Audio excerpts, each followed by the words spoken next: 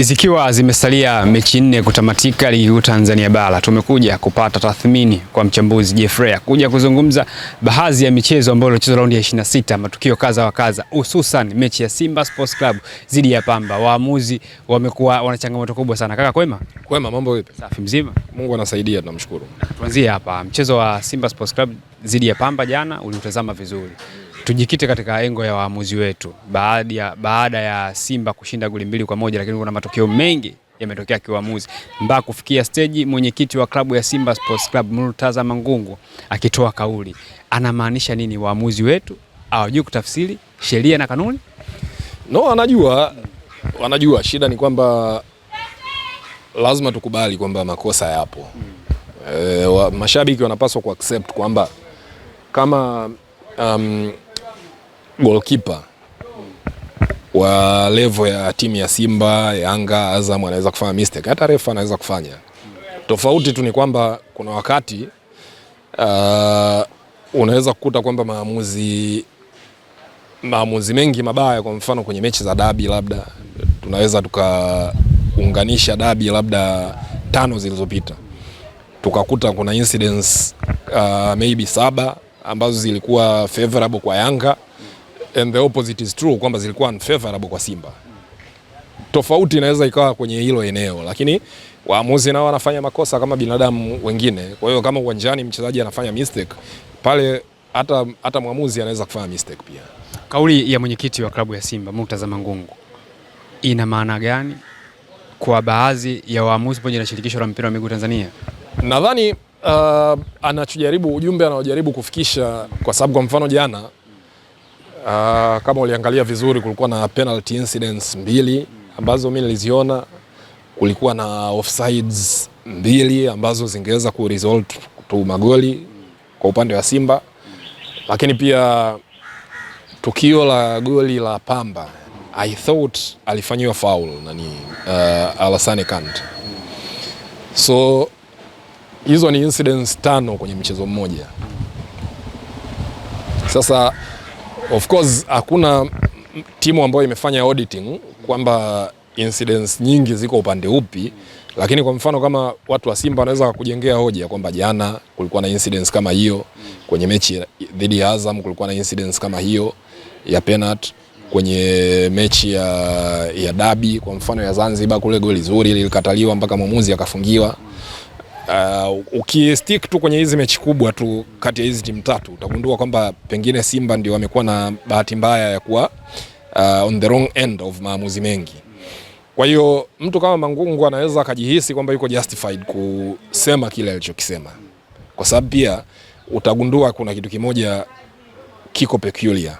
Sijui kama kinatokea kwa sababu ya mpira kama ulivyo mchezo, ama kinatokea kwa sababu ambazo sio za kimpira.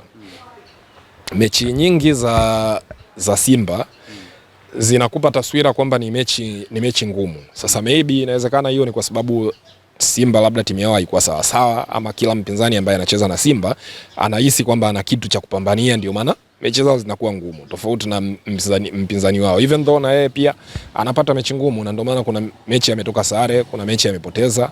But then again ni football ina matukio kama hayo. Kwa hiyo kwangu mimi huwa yazingatii sana, timu imeshinda, you move on. Mechi zimesalia 4 kwenye mbio za ubingwa. Young Africans anaongoza kwa alama 2 juu dhidi ya Simba.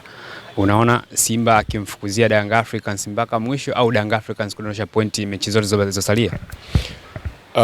Yanga na mechi 4, moja dhidi ya Fountain Gate ndio inaofuatia, alafu baada ya hapo ana mechi dhidi ya Azam, TRA na JKT ugenini. Nadhani mechi hizi 3 za mwisho zitakuwa na kauli ya kwenye mbio za ubingwa. Of course you never know, kwa sababu pia hizo ni timu ambazo zina historia ya kuwazuia Yanga. TRA msimu huu amewazuia Yanga, Azam nao on several occasions pia. JKT wana kawaida kumkazia Yanga kwenye uwanja wa Meja Isamuhyo. So nadhani Yanga na mechi ngumu. Simba naye ana mechi 4 kabakiza. Na mechi dhidi ya Mtibwa, na mechi dhidi ya KMC, na mechi dhidi ya Singida na Mbeya City. Nadhani ukiondoa mechi ya Singida, mechi hizi zingine 3 ni mechi nyepesi Lakini pia ukiondoa hata muktadha wa ugumu wa mechi ya Singida. Mechi ya Singida na Simba inachezwa nyumbani, ni mechi ya nyumbani kwa Simba. Na nadhani mechi kati ya Simba na Singida ambazo zinachezwa nyumbani kwa Simba mara nyingi huwa anapata advantage. Kwa hiyo slightly Simba na ratiba ambayo ni nyepesi zaidi kuliko Yanga. Yanga na ratiba ngumu kuelekea mwishoni mwa msimu. And you never know. Hiki ndio kipindi ambacho ligi inaweza ikaamuliwa pia mwelekeo wake. Fair ni kutoe kwenye mpira sasa, tuhamie kwenye masumbwi. Tumemwona Hassan Mwakinyo wiki moja nyuma ametoka kupambana dhidi ya Solo akapoteza kwa KO raundi ya 9. Watu wengi wa Tanzania wakawa na mzi yake TKO wakawa na mzi yake Hassan Mwakinyo kwamba alipaswa kupigwa, alikuwa dhaifu. Hii kumzi yake Hassan Mwakinyo ni kwamba tunaamini kwamba Hassan ana uwezo huo? No, cha kwanza mimi ni declare interest. Mimi ni shabiki wa Mwakinyo unajua. Na I agree kwamba katika era hii tulionayo Mwakinyo ameidefine boxing ya Tanzania. Na amesimama na kuwa bondia bora. Inawezekana isiwe bondia bora ulingoni, lakini bondia bora kwa maana ya anavyo handle career yake. Jinsi anavyojipromote, jinsi anavyojiandaa na mapambano, the way alivyojibrand, kwa sababu it's all about branding. Sasa unajua mchezo wa boxing nature yake ni tambo, majibizano, wakati mwingine maneno. Sasa ukifuatilia kwa mfano Mwakinyo ni bondia ambaye anajiamini sana, lakini pia amemaster hili eneo la tambo. Unaweza ukamfananisha na Floyd Mayweather. Mimi naweza nikasema kwamba Floyd Mayweather wa Tanzania ni Mwakinyo. Sasa maneno kwa mfano ambayo huwa Mwakinyo anayatoa kwa wapinzani wake, sio unayasikia? Zile tunaweza kuzihitaji. Kuna neno umelitumia hapo ulivyokuwa unaniuliza. Alafu hapa sasa hivi naona unalikwepa. Ubora wake wanauzia yake. Yeye mwenyewe si anafanya hivyo pia wakati mwingine. Kwa hiyo ni nature ya mchezo. Yaani ni hapa tunazungumzia boxing, lakini hebu tutoe mfano kwenye football. Simba na Yanga wakiwa wanacheza, kuna mashabiki wa timu mbili pale.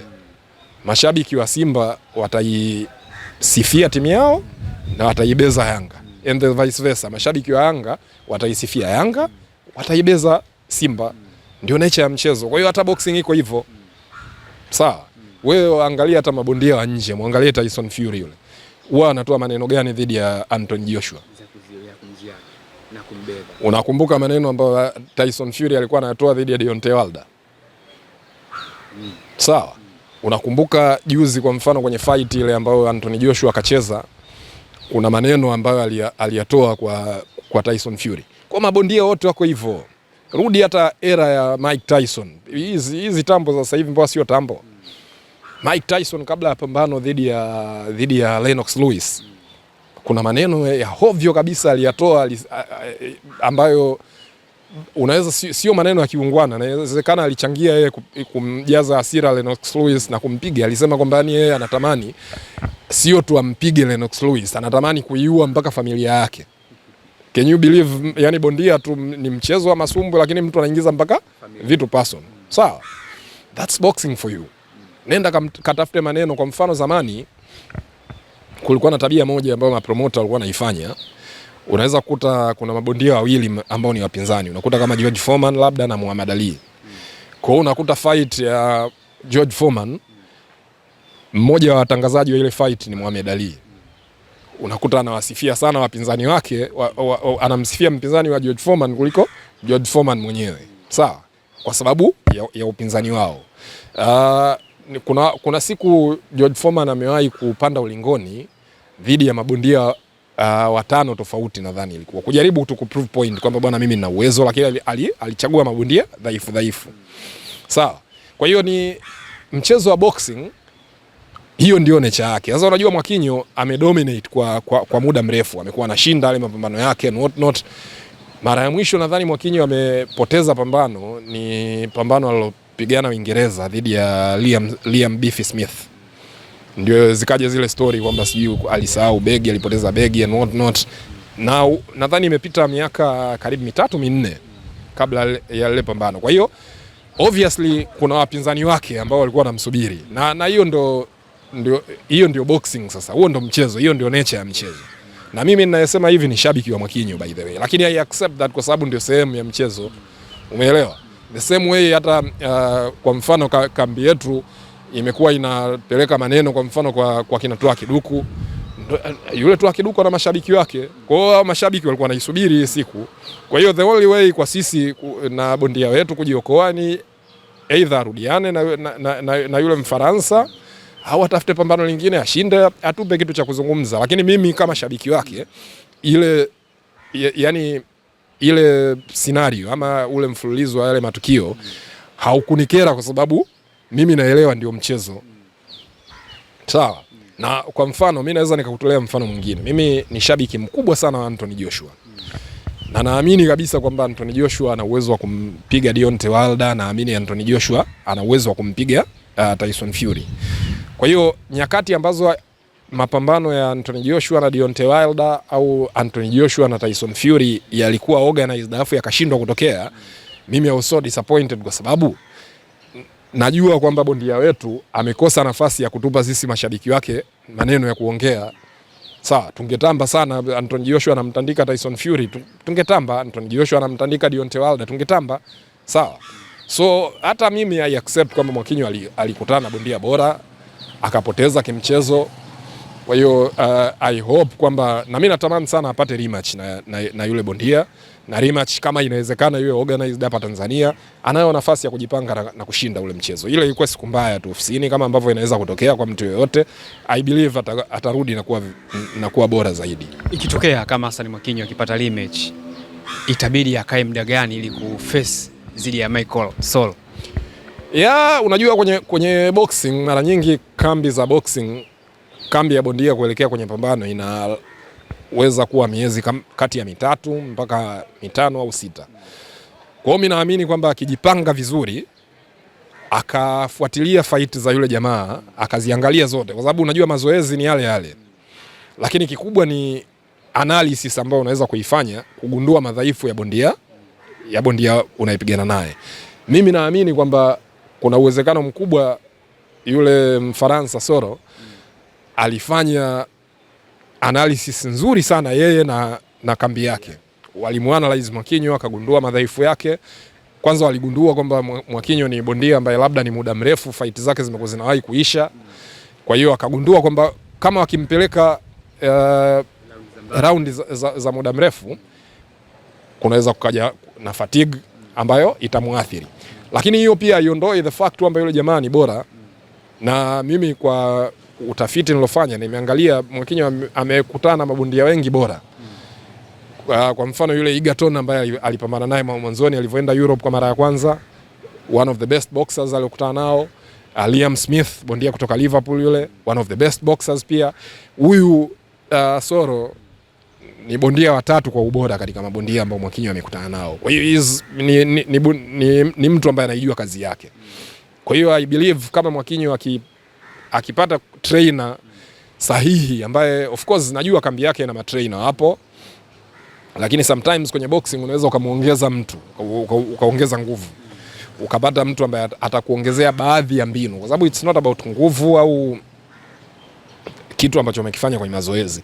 Ni mbinu za kujua kwamba bwana boxer huyu kila raundi ambayo nitakuwa naenda naye inabidi labda nimchoshe kwenye raundi ya kwanza, raundi ya pili, raundi ya tatu, afu kuanzia raundi ya 6 kwenda mbele pale ndio nimshambulie kwa nguvu, kwa sababu tayari kuna nishati imeanza kupungua. Sasa hizo ni technique ambazo unaweza ukazipata kwa trainer ambaye kwanza anamjua boxer unayepigana naye, au pia trainer ambaye yuko all round ambaye anaweza kukutrain style zote za upiganaji.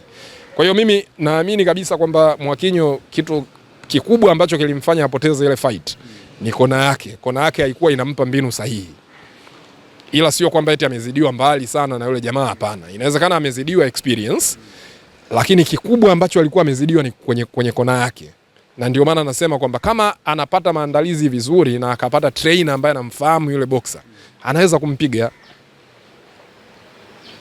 Na mimi natamani apate rematch. Na yani sitaki apigane na bondia mwingine. Mimi natamani apate rematch na bondia huyu. Yeah, kwa sababu naamini anaweza kupata kitu. Tumalizie Jeffrey. Tunatazama michuano ya World Cup. Morocco ni taifa ambalo limekuja kupata surprise kubwa sana kwenye michuano ya World Cup. Jana Mwafrika wa kwanza anapata ushindi dhidi ya Ecuador. Ivory Coast. Waafrika sasa tumeamua kuamka kwenye michuano mikubwa kama hii. Unaona gani kwenye timu za taifa za Afrika kuelekea michuano ya World Cup? Kwanza kabisa Morocco kwangu mimi sio surprise. Na sidhani kama inapaswa kuwa surprise kwa mtu yeyote unless labda amekuwa afuatilia mpira. Sawa.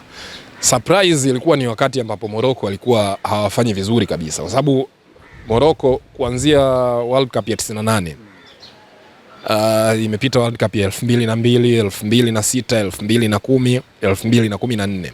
4 World Cups walikuwa hawajafuzu. Hiyo ndio ilikuwa surprise. Sio wao kwa hiki ambacho wanakifanya sasa hivi. Sawa, kwa sababu Morocco sio taifa ambalo limeanza kuwa bora ama kuwa top kwenye football leo. Sawa, Morocco wamekuwa wanaweka hizi rekodi since miaka hiyo. AFCON champions mwaka 76, fanya vizuri kwenye World Cup, kwa mfano ya World Cup zilizofanyika kati ya 78 mpaka 86 walikuwa wanafanya vizuri. Qualify 94, 98.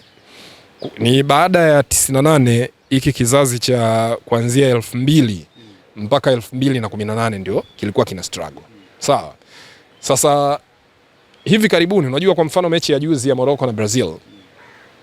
Yes, najua FIFA rankings hazina kauli kubwa sana kwenye mwelekeo wa kombe la dunia. Kwa sababu toka zimeanzishwa nadhani mara 2 tu tumeshuhudia timu namba 1 kwenye FIFA rankings inatoa ubingwa. Sawa. Hizi rankings za sasa hivi Brazil yuko nafasi ya 6, Morocco yuko nafasi ya 7. Hakuna maswali zaidi hapa. Umeelewa? Kwa hiyo hakuna surprise. Sawa.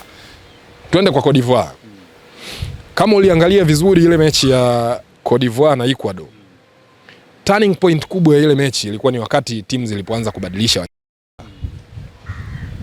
Lakini Cote d'Ivoire wana depth, yani wale 11 wanaoanza, lakini kuna wengine ambao wanaweza wakatoka bench na kukuumiza. Sababu Amad Diallo katoka bench. Sawa. You can imagine kwa mfano kuna wachezaji wakubwa tu, kama unakumbuka vizuri kwenye AFCON kwa mfano hawakwenda na Nicolas Pepe. Lakini Nicolas Pepe anacheza La Liga unajua. Sawa. Nadhani kwenye wakati huu sijui ni nani? Ni Adingra ndo hajaenda naye. Umeona? Hawajaenda naye. Hiyo ni timu ambayo ina depth, kwa sababu kama hujaenda na Adingra manake wewe una watu bora kuliko yeye. Sawa. Kwa hiyo the way ile mechi ilivyokuwa inazidi kwenda, Ecuador upepo ulikuwa unakata, lakini walikuwa wanakosa options za kutoka bench ambazo ndio zilikuwa zinaingia, kwa sababu ukiangalia kwa mfano kwa Cote d'Ivoire kuna mtu kama Ahmad Guessand ambaye ameshinda ubingwa na Aston Villa. Sawa. Kwa hiyo walikuwa na kikosi ambacho kina depth. Wao ndio na kikosi chenye wastani wa umri mdogo kuliko wote kwenye mashindano. And after all pia Ecuador tunaweza tunaheshimu kwa sababu ya kina Hing, tunaheshimu kwa sababu ya kina Caicedo na and what not.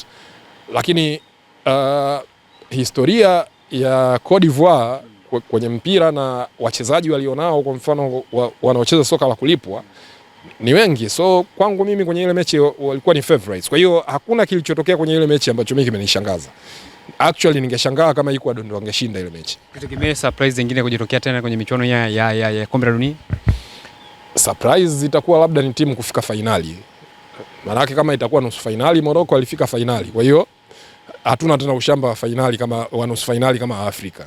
Sawa.